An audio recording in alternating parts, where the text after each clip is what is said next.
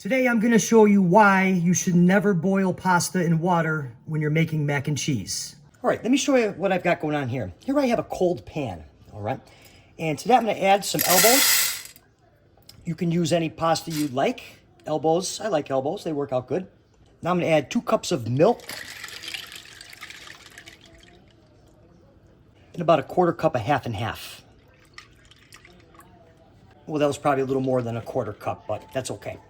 Okay, so I turned my pan on. We have our pasta in here with our milk and half. And what's going to happen is while this cooks, the starch from the pasta is going to actually help thicken this, all right? So now I'd like to add some seasoning. Here I have some garlic powder, some onion powder, and some paprika, pinch of kosher salt, and some black pepper. Now we're going to work this all in here, and we're going to bring it to a boil. And then once it comes to a boil, you want to turn your pan down, and we're going to simmer it for about 8 to 10 minutes. Okay, so after a couple minutes, you can see this come up to a boil. And what you want to do now is you're going to want to turn your pan down to about a medium-low heat because we don't want to scorch this, all right? So we're going to let this go about another 5 to 8 minutes. All right, so after about 3 to 4 minutes, you can see this is starting to bubble up here, even though I have it on a low heat. Let me zoom it in here. And that's okay. You just want to stir this, all right, frequently. You want to stir this frequently until the pasta starts to cook, all right? You can see here it's actually starting to thicken a little bit from the starch in the pasta, all right? This is absolutely an amazing recipe. It's super simple, super easy, and ultra creamy 100% of the time. So we're gonna let this go for probably another 5 to 7 minutes, and we'll check it then. So after about 6 minutes, what happened was that my pasta wasn't quite done yet, and the milk and the half and half actually reduced down.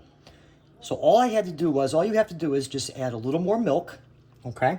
And I'm just gonna add a little more seasoning and let that go on a very low heat until our pasta's right where we want it.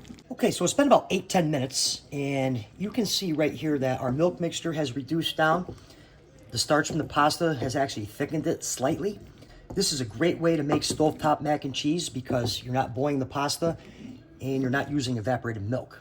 Okay, so my burn is way down. Now I'm gonna add the cheese, some cheddar cheese. Okay, and we're just gonna fold this in here until the cheese melts. All right, so once the cheese is melted, and you can see here I used a lot of cheese. Super cheesy, look at that. All right, excellent. I'm actually making this for my son. He likes it super cheesy, okay?